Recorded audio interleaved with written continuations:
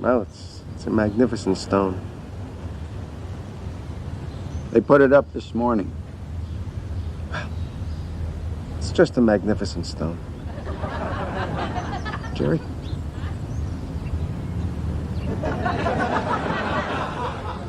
George, we'll leave you alone with her. What?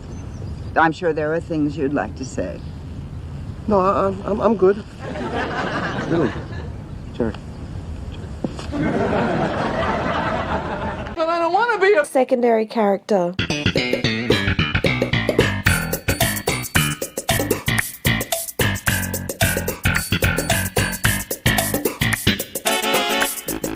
Hello, Ivan. Hello, Stephen. And hello to you, our listeners. Welcome to But I Don't Want to Be a Secondary Character. We are a Seinfeld podcast out of Melbourne, Australia, and every week we take a random episode of Seinfeld and examine the secondary characters from it. And this week we are doing the premiere episode of Season 8, The Foundation. That's right, and I've been waiting 182 episodes to say this. This is our Blink 182 episode. It's Blink 182. 182, shit.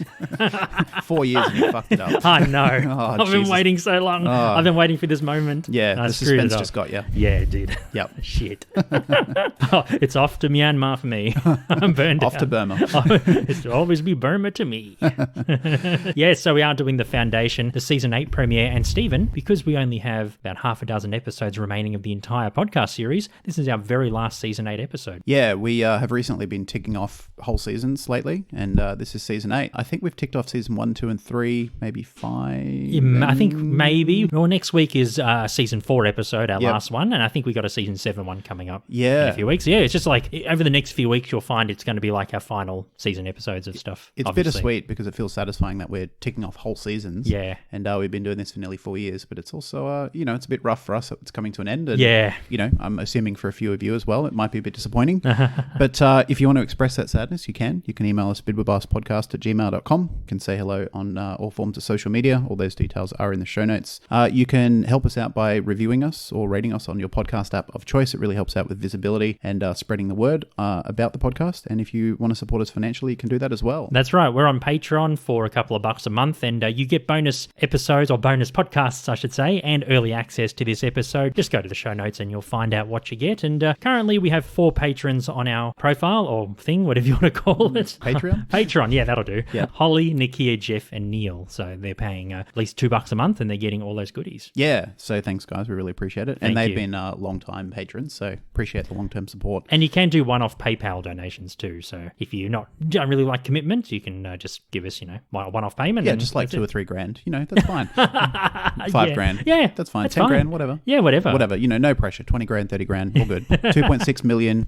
trade your dolls in, get 2.6 million. Just do like GameStop, like the like the stocks, how it went up to like $1,000 a share or just whatever. pump it was. up our stock. Yeah, that's it. Yeah. And just dump us. Yeah, if Wall Street bets want to, get behind us, that's fine. Yeah, no of course. pressure, no Please. commitment. Just 20, 30 grand. All Yeah, good. just do a billboard and just says bid will blast to the moon. Yep. Perfect. Yep. And the 20 grand, the billboard and the 20 Yeah, grand. that's right, But that's no right. pressure. Perfect. It's all good. Finally, we have... I'm waiting for the flood of money once we finish this series. Oh, yeah, of course. It'll be like $1 million. People are just waiting in the wings. Yeah. It'll be like $1 million in our bank account. We're like, oh, shit. Yeah. Okay. Yeah. As a thank you. Yeah, 2 million. Thank you for 4 years. Here's $1 million.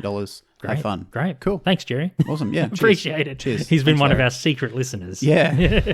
Finally, you can check out our Facebook group. It's called Seinfeldisms. We're the biggest Seinfeld community on the internet. We're at about 135,000 members now, which is just Mind-boggling. still blows my mind. Yeah. So check that out and join the fun. Very good. Seinfeldisms, man. So what's happened to you? Yeah, so every week we talk about any, interaction or experience that we've had that involves Seinfeld in our real life. I've had 2 this week, so I had 0 last week and I think 1 maybe the week before. So it's nice to be back with a couple. One is your pretty standard Seinfeldism at this point, which was a mention In a podcast. of Seinfeld in a podcast. Yep. I never usually make a note. I just make a note that it happened, but I never actually talk about the specific podcast. But this week I decided to do that. There's a really awesome Simpsons podcast called Talking Simpsons. Oh, yeah. And they mentioned Seinfeld. I think because the episode might have mentioned Seinfeld. Yeah, anyway. Is that the one with Selma and Patty where they're it's the one where they're trying to get the They're film? trying to rename Springfield. Yeah, They're trying to get the Seinfeld, Olympics. and it's like boom, boom. Yeah, and yeah. what I love about that scene We should is that call they- it Seinfeld. Yeah, they just openly admit they're like, we should just take advantage of another popular show. Yeah. We should just piggyback off that. And then like a parody bass line. Yeah. pops like, boom, It's boom, slightly, boom. it's like 80% similar. Yeah. It's like slightly off. Yeah. That's good. The second one was unexpected, actually. So I went to a friend's engagement party on the weekend, and they had their party at a venue called The George. The George. The George. So you got George's Bar, and then in Fitzroy in Melbourne, and then you got The George. Actually, I forgot all about it. Last Wednesday, which was about 5 days ago, I actually went to George's Bar. Fantastic. Yeah, which is just down the road from where I live here in Melbourne. Did they remember us from when we did our live show? No. Probably not. No. They don't want to know us. No, they blacked us out. They have. In case you're wondering, we had our 50th episode. If you're a newer listener to the podcast, I think in 2017 we had our live episode, our 50th episode. We did the contest. And, it was 2018, because it was about a year after we started. Oh, that's right. Yeah, sorry, 2018. Yeah. And we told George's Bar there'd be like lots of people. Yeah. And then we were able to book out the whole venue for like our podcast, and we only had like 10 people rock up. And they were just friends and stuff. Yeah. It was still really good. We had a lot of fun, and everyone seemed to enjoy it. Like, it was a nice little vibe. So go back and listen to it if you haven't, man. It was fun, but yeah, George's Bar were like... They weren't happy. Nah, it was like, you should have brought more people. Yeah, you told us you'd have more. They sent us a pretty dirty email on the Monday morning. That's right. To sort of, I guess, just express how unhappy they were. Oh, well. But, who cares? Who cares? But I went there last Wednesday to watch some stand-up comedy. Wicked. And it was absolutely fantastic, actually. I've been to a few open mic nights before, and it's usually a bit hit or miss. But this was as good as any comedy I've ever paid for. Fantastic. It was amazing. Really good. Very good up-and-coming talent. Yeah. Really, really cool. So, sweet. Yeah, so 3 Seinfeldisms. Thank you for coincidentally reminding me on my third one. Very good. Well, I have one Seinfeldism this week. My fiancée, she likes watching the show Top Chef. It's like a cooking reality TV show that came out like 15 years ago or something, and I think Netflix had like the first 4 or 5 seasons on the thing. I think she's up to season 3 or 4, and I was just like sitting next to her, and there was this contestant who was having issue with like tofu in his meal, or he was worried the tofu would taste like meat, or I don't know, it was like something really weird like that. And it, like in reality shows, how it cuts to like the person talking about the events or what they're thinking and stuff. They always interview the contestants. It's like, say, like a 10-second cut before it goes back to the main action. Yeah, it's like one of them's like, it was something along the lines of, I'm really scared. Like I might have a Seinfeld moment because someone might say, why does the tofu taste like beef? And they put on like the Jerry voice when he said it, and I was like, oh, perfect. Nice. Yeah. Unexpected. Yeah, it's like, why does tofu taste like beef? What's the deal with beef flavored tofu? Yeah. It was something really random, but he put on Jerry's voice. Oh, okay. Like his very exacerbated voice. All you have to say is a Jerry Seinfeld voice. Everyone knows it. That's right. Yeah. Oh, yeah. So that was fun. I looked up and he said it, and I was like, oh, perfect. Nice. Yeah. Happens all the time. It does. Nice. Okay, Seinfeld news. So a couple of things to talk about this week. The first one is not specifically Seinfeld related, but it was pretty major news for Curb Your Enthusiasm, so I thought I'd throw it in. Oh, right. Yeah. So Richard Lewis, who plays one of the main secondary characters in Curb Your Enthusiasm. And if you do like Curb Your Enthusiasm, we actually have a B podcast called Curbcast. When this podcast ends, we'll actually be releasing it as its own podcast. That's it's right. Basically our next project. Yeah, we'll be releasing episode 1 of season 1 probably like 3-4 weeks before we finish this one. Yeah, so I think early it's March. March 15th, like mid-March. Yeah, early to mid-March. Something like that. Yeah, But we'll confirm a date soon, and we'll announce that in case you want to listen to that. Yep. But we've recorded the first 3 seasons already, and a couple of those, all of those have been released on our Patreon. So if you want to check them out early, just sign up. And keep an eye out for that around mid-March. We'll be doing that. Very good. So with Curb Your Enthusiasm, Richard Lewis, who plays one of the main secondary characters, he tweeted out through the week that he won't actually be appearing on season 11 of Curb Your Enthusiasm, which I believe is sort of in the writing stages, maybe the early production stages. Yeah. He, over the last sort of 18 months, he said in this tweet that he's endured a pretty serious back injury and a couple of shoulder surgeries. Yeah. And basically it's sort of put him out of action for a while. I'm guessing he's probably got to go through physical therapy, and acting is a lot of standing and a lot of moving and stuff. Plus he's getting older too. Yeah, he's getting a bit older. Yeah. So he's sadly bowed out of season 11. Ah, sad. Richard Lewis is one of my favourite secondaries on. He's fantastic. He's great. So good. We actually talk a lot about his evolution as a character between season 2 and 3 in Curbcast, where he changes. Yeah, of he's quite a grumpy, angry kind of, just not a very nice person, I guess. He's a bit obnoxious. Yeah, and we theorize that he's got a lot of demons. He's probably like alcoholic and just he's struggled a lot. And then, he sort of transforms a bit into season 3 and he becomes a lot more reflective and humble, and it's a nice evolution. So wonder what he's like in season 10. He's probably like a full Buddhist monk. We'll see. Or maybe he's gone the other way and he's just the most rotten human ever. I was going to say, because Steve and I, we haven't seen been from season 4 onwards, so we have no idea. So when we do Curbcast season 4, we're going to find out what Richard does. Yeah, so hope you get better, Richard, and maybe you're back for season 12. Who knows? We'll see. So the second bit of Seinfeld news, about a week or two ago, like previews for this commercial actually started appearing online, but the full commercial was aired during Super Bowl. And it's actually Jason Alexander, who we all know plays George in the show. He is doing a commercial for Tide, which is like an American, like a washing brand. Yeah, lots of kids ate those pods. Yeah, the years Tide ago. Pod challenge. And, it caused a bit of grief for a few people. Yeah. Yeah, and it's just him sitting on a couch basically talking about Tide and, the benefits and blah, blah, blah. He wears a bunch of various costumes and makes a bunch of funny sort of weird lines. And there is actually one subtle Seinfeld reference in the ad. So I won't reveal what it is, but if you're a Seinfeld fan, you'll pick it up. He should have eaten a Tide Pod the size of a car battery. Yeah. Yeah. And equated it to some sort of Bachelor paradise. That's right. Yeah, so that's a pretty cool little commercial. Always love when Jason Alexander or anyone appears in sort of just everyday things. Jerry actually did that quite a lot after Seinfeld ended. He was in like an Australian, do you remember in like the mid-2000s, he was in like an Australian like insurance commercial or like and it was a banking commercial. That's right. And then Michael Richards was in an Australian Vodafone commercial That's too. right. Yeah. I think that... He plays himself and he's on like Kalgoorlie and he's trying to pronounce like the name Kalgoorlie. Yeah. And it's like... I it's forgot in all about that Outback WA. He's like, what? Yeah. I can't say that. Yeah. But Jerry, I think he was the spokesperson for some bank. But it was like a small regional bank in Newcastle or something? It's in somewhere in New South, Which was actually quite, Jerry Seinfeld promoting anything is great, but for a bank like that, getting Jerry Seinfeld to promote, and the hype of the commercial actually generates more interest than the commercial itself. Yeah. I'm sure they got more customers. Maybe someone who knew the manager of Jerry. I don't know. Could have been a contact. The price is right. Yeah, exactly. Or the project is just fun enough. Like, I'll do like a weird Australian bank commercial. Cool. Yeah. Whatever. Exactly. That's like with Alec Baldwin. He did an ad for Latitude Pay. Oh, yeah. Yeah, like a few years ago, and he was like the spokesperson. They probably paid him. Yeah. And that's an Australian company, I think. Yeah. So they paid him good money too. Price is right. It might be a bit of fun. It's a bit of a different job. Yeah. A weird Australian company. Mm-hmm. So who knows? Yeah, but I'm just guessing it's all about the money. Yeah, it is. So check out that Super Bowl commercial with Jason. It's pretty hilarious. We'll put a link to that and the tweet that Richard Lewis put out, not Larry David, about his not returning for season 11. Larry David not returning to Curb. They'd have to cancel the show. Oh, the whole show revolves around him. He can exit Seinfeld and it can still go on, but Larry David,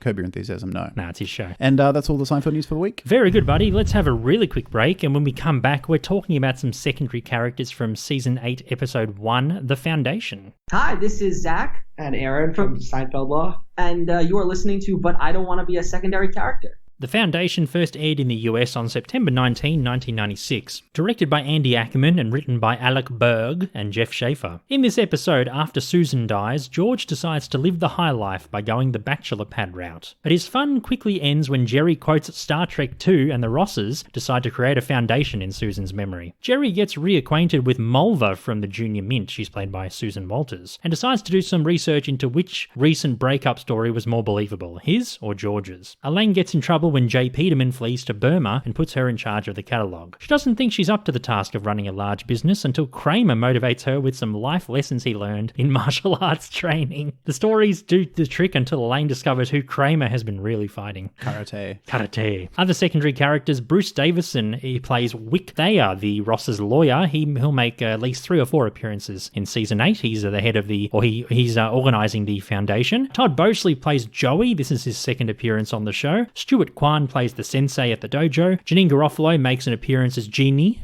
from season 7 in a flashback sequence, a non-speaking role. And Diane Castle plays Mrs Zanfino, also another appearance on the show. A bit of trivia about the episode, my friend. This episode is dedicated to Marjorie Gross. She was actually one of the writers on Seinfeld. She died, unfortunately, of ovarian cancer during the period of season 7 and 8. Yeah, during that break. During the break, yeah, unfortunately. She wrote 4 episodes rather, of Seinfeld, including The Secretary and The Showerhead. Oh, nice. Among a couple others. Yeah, banger episodes. Yeah, a couple of good ones, yeah. Yeah, and I believe she was the only writing staff to have passed away. I think maybe 1 or 2 production staff passed away during the filming, like during the run. I think she was the only creative staff member that passed away. I think there was a camera operator last week or the week before we mentioned it was dedicated to the episode. But yeah. There were a few, but yeah, she was the only writer or creative person. Yeah, so she had good episodes. Yeah, definitely. Yeah, so, a nice legacy. Yeah, definitely. Yeah, so as most people know, it's not really trivia, it's kind of just known, but this is the first episode that Jerry Seinfeld took over entirely and became the showrunner. He sort of contributed to the script, obviously the star of the show. He sort of did everything. And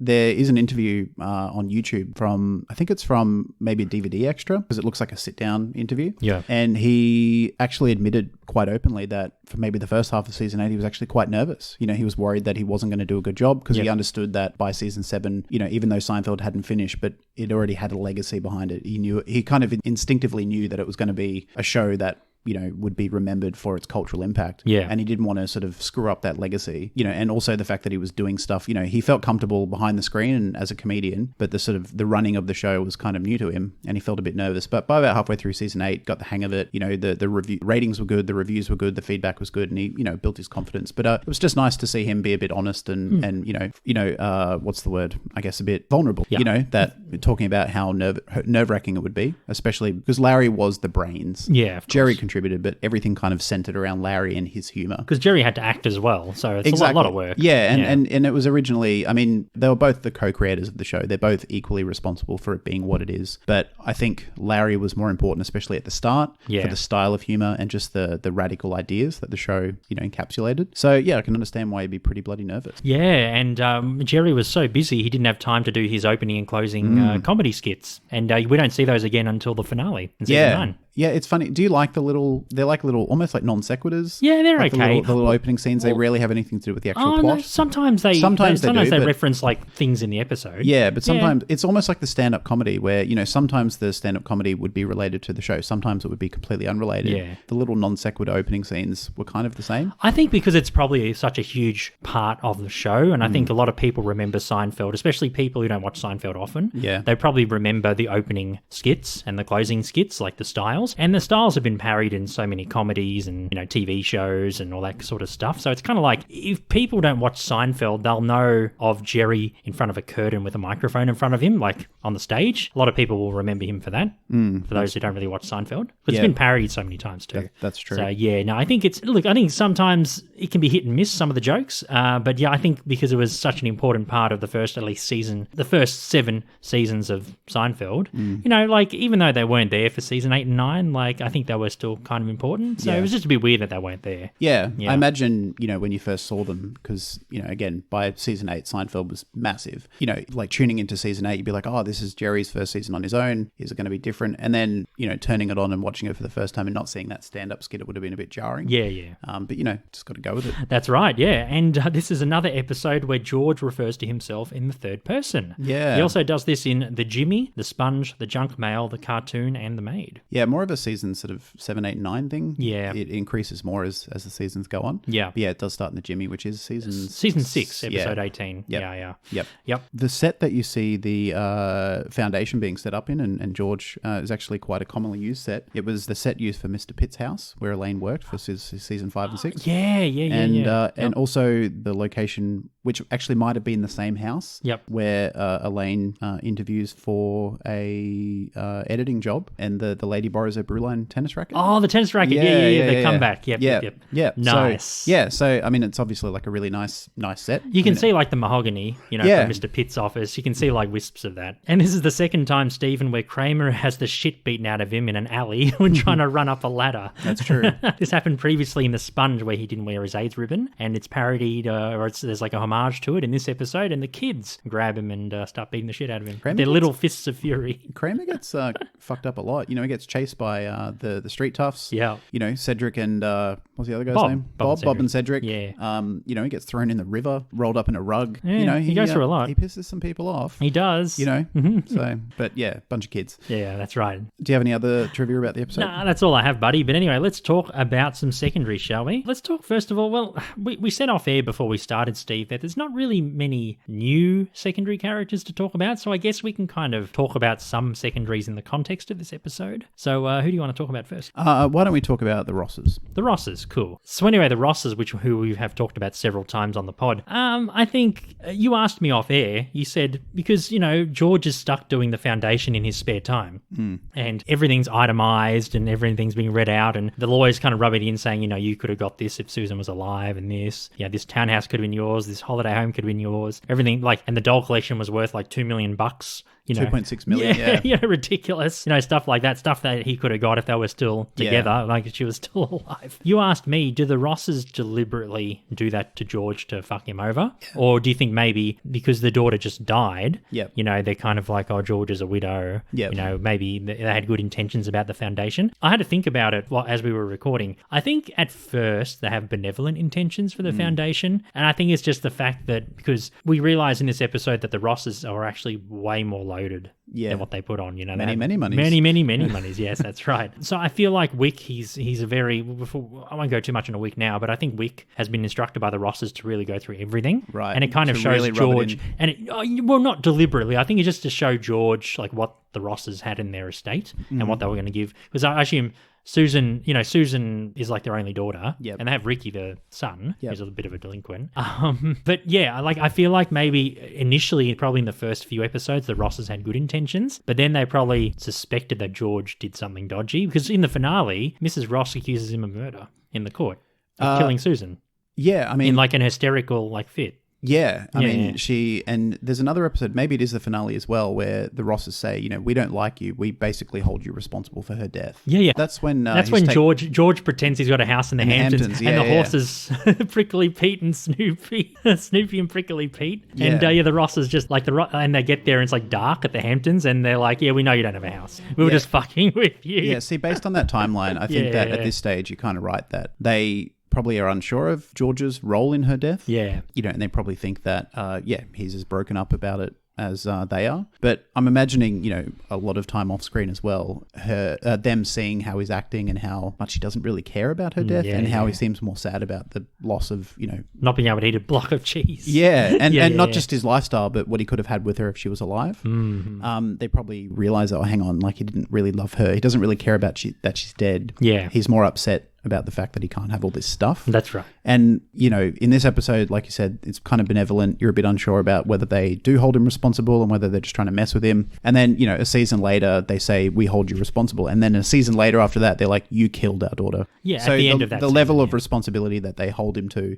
sort of escalates throughout the next couple of seasons. So, I would say at this stage, I think they're not directly holding him responsible, but over time it occurs to them that, that's actually how we feel. Yeah, and it just goes to show that even though George got out of the relationship, not in the way that he thought was possible, but he could have got a lot if he was still with Susan. Yeah. I mean, it's pretty pretty gut-wrenching for him. Pretty shallow of George when he's just like, when she's like, Wyck says something about a doll collection and you see George turn worth around. 2.6 mil. Yeah, and then he looks at it and then he looks at her portrait with this shocked look on his face why didn't you tell me? Yeah, exactly. And one of them was like the one that looked like his mum that Frank destroyed. Yeah. So that was probably worth like 10 grand just for that one. Yeah, I mean, there was like $20 or $30 in there? More. So 100 grand each? Oh, yeah. Yeah. To be fair, though, I can understand why maybe George was a bit stupefied by the whole situation of course. Fair enough, when you start going out with someone, maybe they don't reveal their full like family wealth to you, but by the time you're engaged to someone, you would like to think that you would know pretty much all their significant details. So the fact that, I mean, like George said, I'm aware that the Rosses have some monies, but the fact that Susan didn't tell him of their many monies, like, not that that gives a reason for George to say, well, I don't care about the fact that you're dead, but I think George is also shocked that he wasn't aware of this when she was alive. Maybe he just never got brought up. Yeah, I don't know. I think, I mean, they're happy to talk about money, when it comes to her signing a prenup and stuff. So, I don't know. It's a bit weird, I can understand why George would be, amongst other things, a bit like, how come I wasn't aware of this, or how come the wealth situation is far greater than what I was aware of? Why wasn't I aware of this? It would be strange. Or maybe the Rosses didn't trust in George enough. Like, maybe they thought if we told George that... But Susan would know. That's my point. Yeah, no, yeah. I don't know, maybe Susan had some doubts, or maybe she was worried that maybe George was a bit shallow and maybe would do something to her if they got married or something. True. I don't know. Maybe she's still... Because even like Susan has her doubts even at the end. She's like, should I go ahead with it? Yeah, I think we've talked about that maybe in her own episode, that it seems like she's constantly trying to convince herself that getting married to George is a good idea. Yeah, even though it's not. No, it's not. But she's, you can tell she's always trying to recommit. Because we've said in her episode she wants kids and her biological clock is ticking. Probably by that stage she's like, Yeah. mid-30s, you know? So she's kind of like, I want to have kids. You know, I don't have much time left. You know? She felt like that window was closing. She put her career first for like the first 15 years of her working life. Yeah. Yeah. Now Who knew that she didn't have to work at all? She had a couple of $1 million of dolls on the wall and could have lived very comfortably off them. Who knows? Anyway. Yeah. One thing as well I noticed in this episode is I think, at least at this stage, the Rosses seem to be a bit despondent about her death. You know, at the gravestone when Jerry says the Wrath of Khan quote. And you know, they think it's quite a nice quote, and later on when they're trying to re-quote it, she doesn't remember, and then she just goes, "Oh, who the hell cares?" Oh, she's an alcoholic. Yeah, she probably, after that all happened, she probably got really blotto. I understand why she would have a terrible memory, but the fact that she's like, "Oh, who cares about this nice thing for our daughter?" And I don't know, they just say, I don't think they are being cold about her daughter's death, but I think they're actually in a bit of shock. Yeah, they're still grieving. You know, they're still grieving, and they're not able to fully sort of lean into their sadness. And I think they're being a bit like dismissive, like, oh, who cares, whatever, because it's easier than to just fully embrace the grief. Whereas deep down, they're really hurting. Yeah. And I think that, you know, change, like that slow acceptance of her death probably, you know, influenced how their feelings of George's level of responsibility changed. You know, the more that they accepted it, the more they sort of came to terms with it, the more they thought, oh, hang on, it was actually kind of indirectly George's fault. Yeah, so I just found it interesting that they were a bit not even despondent, but like dismissive of her death. They're a bit like blasé, and some of the things they said were a bit like, oh, like your daughter just died. Yeah. It's a bit cold. Yeah, it was interesting. Yeah, just different emotions. Yeah, you know, and like you said, she's still an an alcoholic. Mrs. Ross. Yeah. Mr. Ross, not so much. Yeah, no, he's just the fact that they're still together after, you know, it's revealed that he had a long time affair with John Cheever. Back in season 4. Yeah, and right. I think Susan's death brought them closer together because they were pretty. They were on the rocks when she found that out. They were never had a good relationship. They were always sort of antagonistic towards each other. And I don't think I think we see them a few more times, you know, sporadically between seasons 4 and 8. Yeah. But not as much. Not as much. Yeah. Definitely more in season 8 and 9. Yeah. With the Foundation. Definitely. Do you have anything else about them? No, but let's talk about Mulva or Delores, whichever one you want to say. Even in this episode, we don't know her real name. Sometimes Jerry says Delores, and sometimes he says Mulva. Well, I think they just call her Mulva. That's a nickname. That's a nickname. It's like man hands. You know, her name's whatever, but they just refer to her as a nickname. Still doesn't know her name. So good. Well, he does, because he says, "Oh, it's nice to see you, Delores." Oh, Delores. This is my friend, Dolores. Oh yeah, Dolores. Yes. Yeah, you know, he's saying a name a lot to confirm to her, yes, I know your name. Oh yeah, true, Dolores. Yeah, but they just call her Mulva privately. It's a nickname. Yeah, so they know who it is. Yeah. Played by Susan Walters, she's appeared in Teen Wolf, the TV show, The Flash, and Vampire Diaries. She's also appeared in The Young and the Restless in 82 episodes. She played the character Diane Jenkins. So if you watch The Young and Restless, you know who she is, if you're into daytime soaps. And she's appeared previously in The Junior Mint from season 5, I think. Season 4 or 5. 4 or 5. Around then. One of those. Yeah.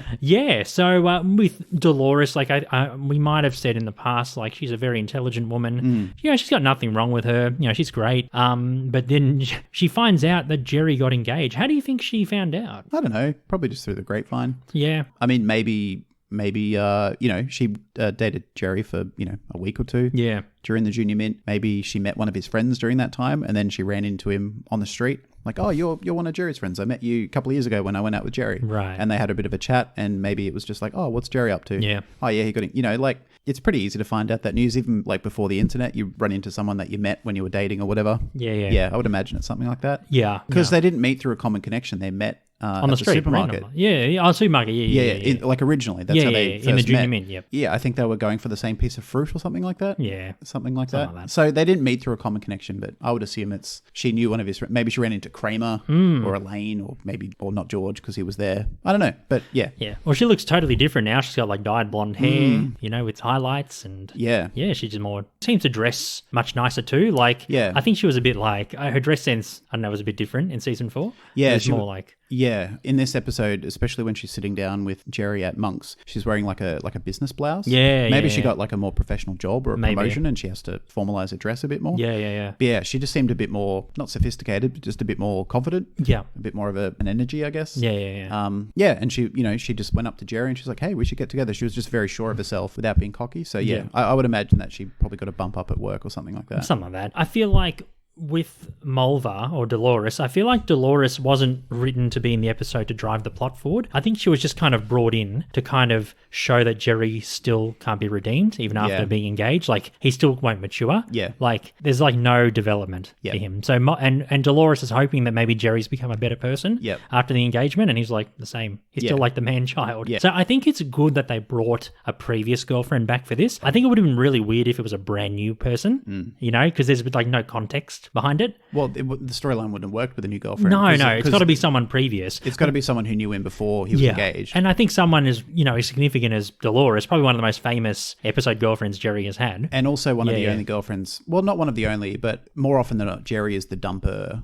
and the girlfriends are the dumpy. Yeah. She left him. Yeah, she's the dumper. Yeah, so I think if it was her, if she was one of the dumpies, it wouldn't have made sense for her to be keen on Jerry again, because she's like, no, fuck that guy, he dumped me. Yeah. So at the end of their relationship, she walked away with the power, so it makes sense that she would try and reinitiate things on the street. Yeah. Because, you know, she left with her head held high, and you kind of got the sense that maybe, I don't think Jerry, you know, like in this episode, Elaine said, you never feel remorse. He doesn't feel normal feelings. He doesn't. I don't think he was heartbroken, but, you know, there's a handful of Jerry's girlfriends where I think could have been the one in some way, or much more significant than his normal fleeting relationships. Oh, yeah. And I think Delores, you know, was probably one of them. Yeah, Jerry seems chuffed that he's got another opportunity with Delores. He's like, oh, sweet, like he's really putting in an effort to figure out, you know, why, like, you know, why she dumped me again. Well, he knows, but, you know, he's doing that research. Like, he cares about her and being dumped by her more than any other girlfriend. Yeah. So I think maybe he's got stronger feelings for her than other. So yeah, her being the one who meets him on the street and, you know, tries to get back together with him makes sense in a lot of ways for me. Yeah, but like I said, I feel like it's better to have someone like a famous previous girlfriend to turn up and do it. It would have been really weird, like you said, if someone else. Yeah, it just would have felt like, up. why did they pick this random girlfriend that you kind of remember from that episode 3 seasons ago? Exactly. Yeah. Delores is definitely, Mulva is definitely one of the most famous Jerry girlfriends. Yeah, and then she realizes that Jerry can't be saved. Yeah. Basically. I do kind of feel sorry for Jerry though, because it's not like he doesn't say or do anything immature to make her realize. She just doesn't believe that his breakup was the first mutually agreed upon breakup in human history. And then she tries the widow story and it doesn't work. Yeah, she's a bit unfair to him, I think, in that. Like, you don't have to believe him, but don't just assume that, you know, he's still being immature, because he's like, no, it's true. Yeah, like, it was mutual. I'm not lying. We see the flashback sequence. Yeah, so, you know, she's just assuming that he's not telling the truth and leaves him and says, oh, you haven't grown up at all. It's, you know, it's a bit harsh, I think. Yeah, I think she just doesn't like mucking around. Yeah, I think any sign of immaturity, she's just like, no. Even if it's misjudged, she just has zero tolerance. Yeah.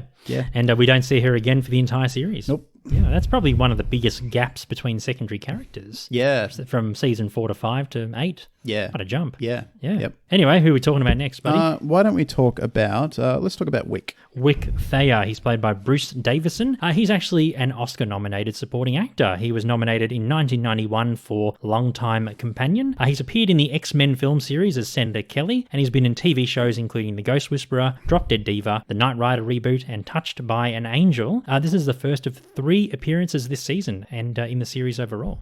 Yeah, so Wyck. I feel like, he was probably just directed to, you know, itemize everything in the Ross's estate, and he just seems to be doing his job. Okay. Like, I don't think in this moment he's really sticking it to George. Yeah. I think in later episodes you can see he's having a bit of fun. Well, he doesn't really know George in this episode. No, he doesn't. But he learns more about George. Yeah, over time he sees how how shallow he is and how uncaring he is about the death. Especially, you know, because they've got like a scholarship to give to a kid, but he gives it to like a kid with a GPA of like 2, Steve Corrin. You know what I mean? And even Wick's like, this kid's dumb. Yeah. You know? Yeah. We've interviewed like 100 smart children and you give it to this idiot. Yeah. It's like, what? And it's even he has his average. Yeah, and because he has no respect for George. Yeah. Right at the end. Yeah. He's like the Rosses, the more they get to know him outside of the relationship with Susan, especially when it comes to lots of money being talked about and thrown around, they see for who he really is and they dislike him more and more. Yeah. He reminds me of Jeff Bridges. Oh, yeah, I can see that. A little bit, the actor. Yep. Yeah, it's kind of like a... Yeah, I can see that. Yeah, I can see Jeff Bridges playing that role. Yeah, no, I can see that. Yeah. I think he is not just a random lawyer employed to administer the foundation. He seems to have a pretty personal connection to the Rosses. The way he talks about Susan, it's kind of implied that he knew her. Yeah. You know, he speaks from a very emotional point of view. He's not just speaking on business terms. He would have been their lawyer for probably decades. A family lawyer or something like that. And he also deals with estates. Yeah, that's true. Yeah, I guess he has to be sensitive in how he talks just because of the nature of his work. But I just got this sense that he kind of knew Susan personally, maybe. Maybe from when she was younger. Maybe he was almost like an uncle in a way. You know, she grew up with him. He just seemed to talk about her in a very like personal. And he was also sad that she was gone. Not a Sopranos mafia uncle. No, no. Yeah, like a family friend. Yeah. You know, just someone like another adult in Susan's life who she felt close to in some way. Yep. Yeah, and then obviously his relationship gets colder and colder towards George. Oh man, you know, and in later to the episodes. point where you know, when he just sort of double checks with everyone, he's like, we all hold him responsible for her death, right? And everyone's like, and he goes, okay, and then he just moves on. Yeah, that's right. That's at the end. Yeah. So he doesn't. Yeah. So, but in this one, he's just. I feel like he doesn't like the Rosses. He doesn't have malevolent intentions. No. At this moment, but he's just kind of just going through everything. Yeah, he's a bit naive to who George really is, and over time he realizes that he doesn't actually care about her death. He cares more about the fact that he missed out on lots of money. Yes. And that's how it was. Because I think, like I said, he loved Susan in a way. Mm-hmm. In a, you know, I care for Susan. Yeah. And the fact that George didn't, that he takes that personally, and it makes him not like George at all. Yeah, and of course we have done the other 2 episodes. He's in the Van Buren Boys, and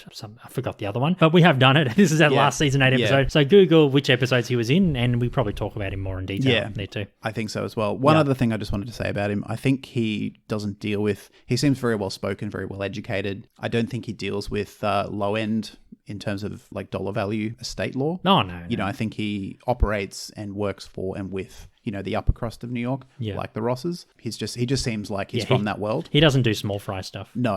When he's like many monies, he almost speaks with he's like a bit posh, I guess. Because he'll get a good bit cut. refined and stuff. He'll get a good cut. Yeah, and he's well dressed. He seems very well educated. He's earning his money. Yeah, that's right. Yeah. All right, let's talk a bit about Jay Peterman in this episode. Yeah, played by, of course, John O'Hurley, the legendary John O'Hurley. In this episode, he breaks. Yeah, I think that's really the only reason why we talk about him, because he is sort of a pretty consistent secondary character. He doesn't really change much, but in this episode, for reasons unknown, he kind of just has a breakdown. Like he says to Elaine on the phone when he's in Burma or Myanmar, depending on you know, when you were born, he kind of says that his brain's empty. He's like, my brain is. I think what does he say? My brain's emptier than the dark side of the moon or something. Like some reference to the fact that he's just empty. He's done. Well, he's burnt out, and I feel like he's creatively bankrupt as well. Like I feel like he's, you know, because in season 7 when we first meet him, you know, or late season 6, early season 7 we meet him.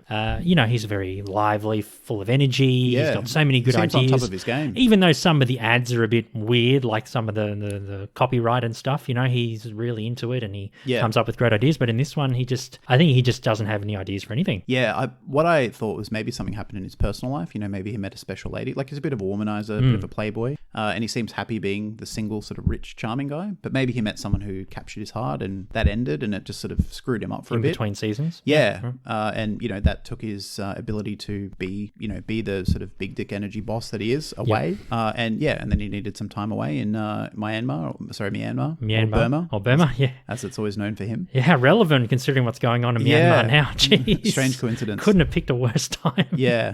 I was about to say couldn't have picked a better time, but I meant in terms of coincidence, not in terms of what's going on. I understand. What's going on is horrible. It's of course, but the fact that Myanmar, it's weird. We did not plan this at all. No. Yeah, we set up a military coup last week just to tie in with this episode. Yeah, we have powerful friends. We have that many fans. We can do it. Yeah. Hello to our Burmese or Myanmarian fans. Myanmarian? People from Myanmar who listen to the show. Hello. Yep. Hello.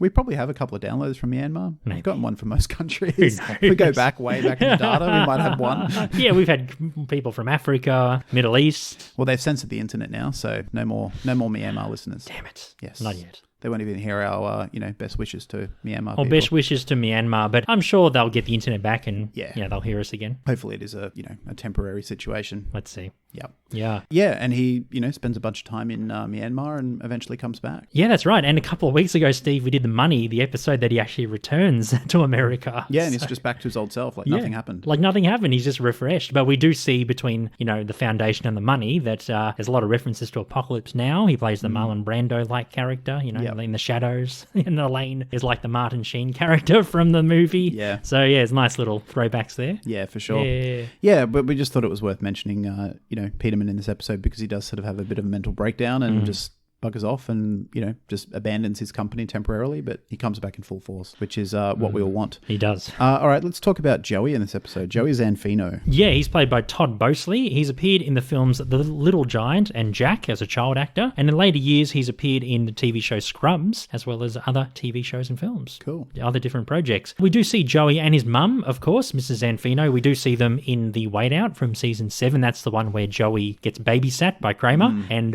he thinks, good night. And Kramer is wearing those really tight jeans, and he thinks that Kramer's Frankenstein in the shadows, and he runs off. I'm the babysitter. And then Mickey stands in as Joey. Yeah. In that memorable scene. Good night. Good night. Good night. Yeah. That's great. And Jerry's like, yep.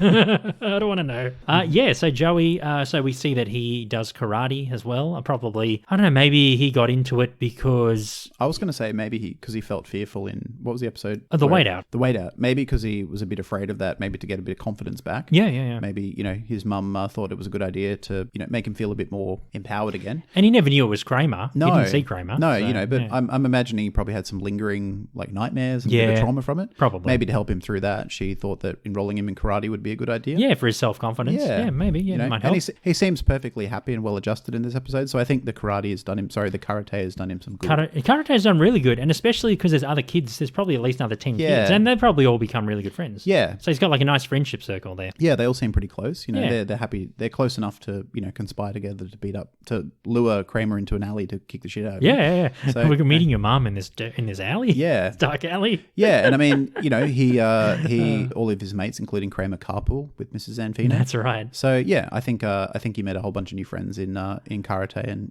that helped him get over the nightmares of Kramer, the Frankenstein. Can we get ice cream after the class, please, Mom? Please. Come on, Mrs. Z. And Kramer's like, and everyone's like, yay. Yeah. Well, we've kind of already mentioned Mrs. Zanfino, but I mean, there's not much to say. She's only in a couple of scenes in this. Yeah. We did talk about her in The Wait Out. Yep. She's just your typical mum. Yeah. Probably single mum, I'm guessing. Yeah. Yep. Something like that. Yeah. She seems like a really good, caring mum. She drives the kids to karate. She takes them for ice cream. Yep. And she seems pretty like just a nice, loving mum. Yeah, and she's played by Diana Castle. She's appeared in the film Planes, Trains and Automobiles. That's a classic. And she's been in the TV show The X-Files. Yeah, and also I feel like with Mrs. Zanfino, because I think she's like the mum who really wants to she's happy to carpool all the kids. I think she does it all the time. I think she's just like, I enjoy doing it. Yeah, I think she just gets pleasure out of doing it. Yeah, the kids seem pretty comfortable with her. Yeah, she does. I remember when I was a kid, if I'd met my friend's parents for the first time, it's always a bit awkward. Yeah.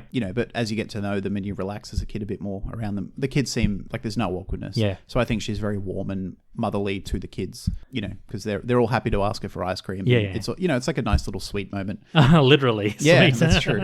One thing I noticed, Steve, if you notice in the car scene, all the kids are wearing their karate uniforms. Kramer's in casual gear. I feel like because obviously a full-grown man fighting 9-year-old children isn't really seen as correct, and it's not really the right thing to do. I feel like Mrs. Zanfino probably didn't know that Kramer was actually in the class.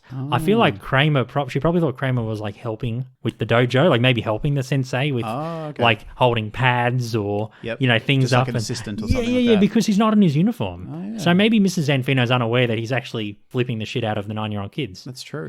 So she's completely unawares, and then she finds out, off screen that Kramer's been beating them up. Yep. She's it's like you've scared my son and you've kicked the shit out of my son. And I feel Stay away from my child. And I feel like they probably got an order against Kramer, a restraining order, and then they moved. This guy's a monster. Yeah, because we never see terrorizing my child. We never see him again. He fucks with him psychologically, and then he beats the shit out of him. Yeah. Yeah, I feel like that's probably I have a theory where they just moved out. Yeah, we can't live near this freak. Yeah. He's too much of a burden and a threat to my child. Because Kramer doesn't you see the montage of him beating the kids. He doesn't just flip he doesn't him. hold back. He whacks one kid in the top of the head. Yeah, that would break their skull. Yeah, if a full grown man smacked a 9-year-old boy in the top of the head. And Kramer's a big fella. Yeah, he's got skull. He's got that wiry skinny man energy. Where when you see really skinny people, but they're really strong because it's all just sinew and muscle. Some of the injuries he could inflict on those kids, deadly almost. Yeah. But I have a theory that she probably thought because he probably kept his uniform at the dojo or something. I don't know. And then eventually she found out what happened and goes, oh my God, this man beat up my son and his friends. It's oh Jesus. Yep. Yeah. Yeah, and rightfully so. Yeah, rightfully so. You know, So yeah. Kramer, like we always say that Kramer's probably the most decent and nice person out of the core four. But yeah, this is pretty poor judgment from Very Kramer. poor you know. judgment. I mean, just to be the winner, he has to beat up kids. And everyone rightfully is confused and shocked. Like, Yeah. what? Like, you're beating up kids? And he's like a god. He's a Yeah. godlike figure until Elaine knocks him down several pegs. Yeah. Yeah, in front of the kids. Yeah. And all the other kids are like, whoa. Oh, if she can do it, we can. Yeah. Yeah. Do you have anything else about any of the secondaries? Just a little bit on the Sensei. I think it's like a non-speaking role anyway, Yeah. but he's played by Stuart Kwan. He's appeared in License to Kill, Escape from LA, and the Mighty Morphin Power Rangers movie. That was a favourite when I was 8. He passed away, unfortunately, in 2006 from where he was born, Fresno, California. He was only 43.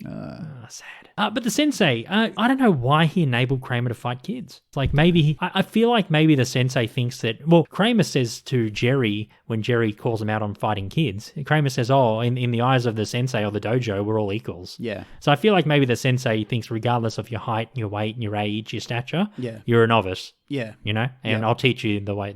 Yeah, it's your skill level more than More than all the other Yeah, characteristics. I feel like that's what it is. And we've also got to remember that season 8, you know, from the get-go, the It's tone is a wacky. lot more wackier. You can see the wackiness yeah, start. and it's slightly more detached from reality. It is too. You know, there were wacky scenes and storylines from time to time up till season 7, but it was a lot more rooted in reality. Whereas this is just a bit more. It's a bit sillier. yeah. Yeah. I get you. Yeah, so it's supposed to be, you know, a bit more ridiculous. Yeah. But yeah, you know, if we're thinking about it realistically, the sensei is obviously a pretty irresponsible sensei as He well. is, definitely. You know, not someone that I would want to enroll my kid. No. In karate class, sorry, karate class. Karate class, You yeah. can get your katra from somewhere else. This is bad katra. Bad katra. A couple of really good mentions. I love the references to Kung Fu and Kung Fu films. You see pictures of Jackie Chan and Bruce Lee on the wall of the dojo. And after the scene where Kramer fights the kids in the montage, I mentioned to you off air, the sensei lifts Kramer's arm in victory by the wrist, and the camera quickly pans out. And it's got like the shot has Kramer in victory and all the kids are like got injuries. A lot of Kung Fu movies from like the 70s, Bruce Lee and stuff, a lot of those pan-ins and outs in the camera. Yeah, there's really quick ones. There's really quick ones. That's like, that all happened. Yeah. And it has like the gong, I think, as well when it Yeah. does it. So it's kind of like... A couple of little nods. Yeah. Yeah. And also Kramer, this is after he gets beaten up, he sees Jerry again, and he goes, those little fists, I got attacked by those little fists of fury. Fists of Fury is a Kung Fu Bruce Lee film, yeah. Oh, well, there you go. So there you go. Yeah, Couple obviously nice one of the little- writers is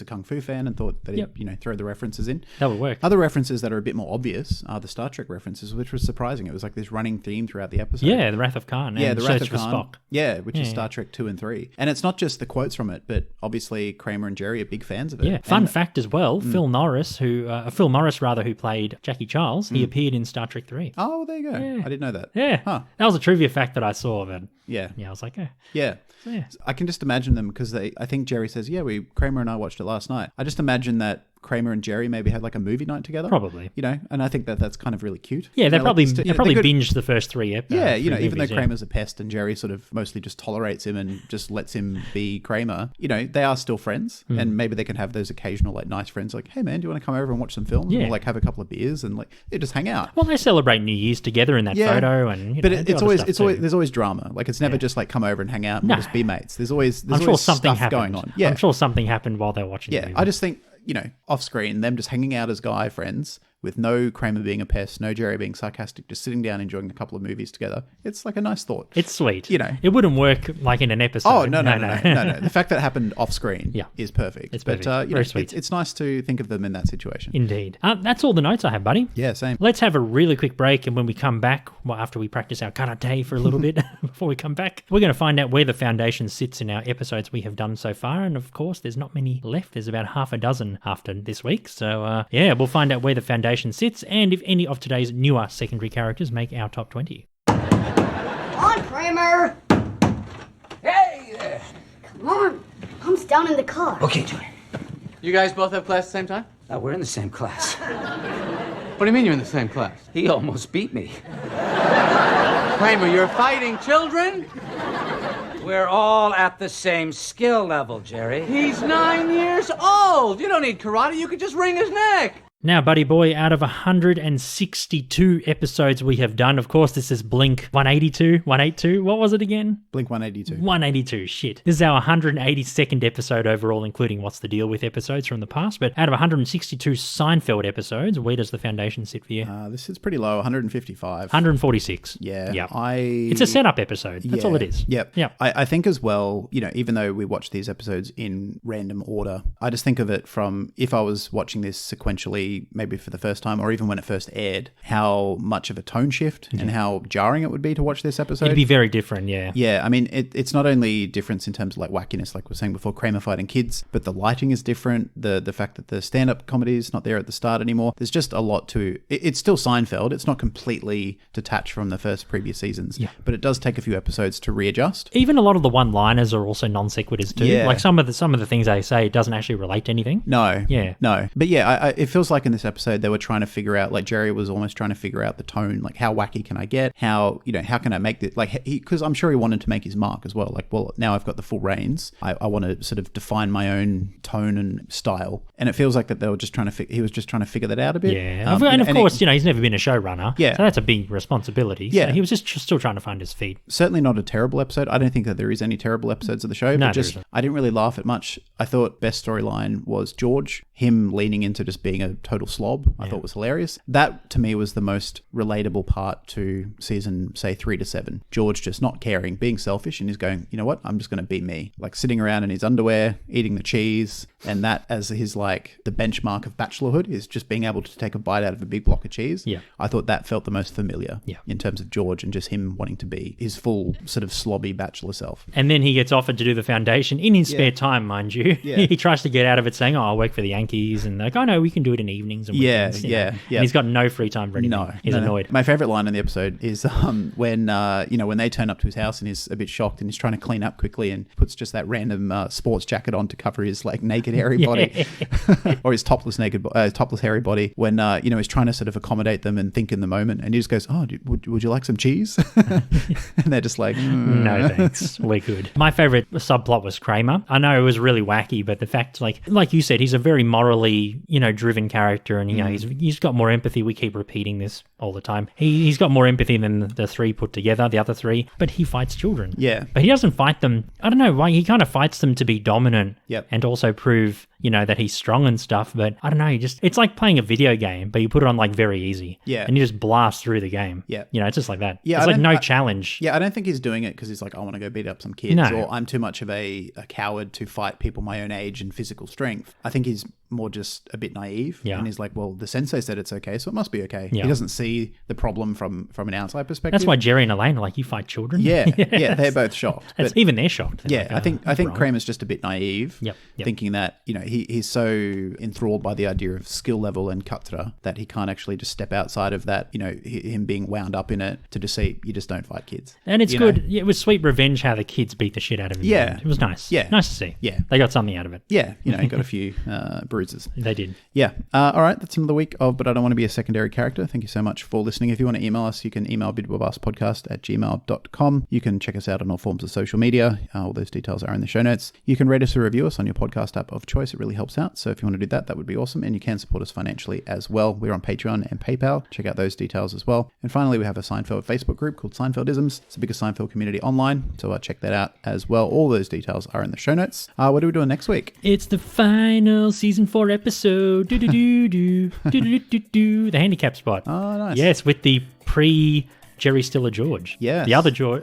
George, sorry, the other Frank. Yeah. The other Frank Costanza, yes. Yep. I forgot about that. But in syndication, Jerry Stiller plays Frank in that episode. So I don't know, because I use Amazon Prime Video, because in Australia, Seinfeld's still on there until Netflix gets it. I don't know if it's going to be Jerry Stiller or the other actor. I got no idea. Wait and see. Watch it and see. We'll talk about it next week. We will. My name's Ivan. And I'm Steven. We'll see you next week for our final season 4 episode, and take care of yourselves and each other.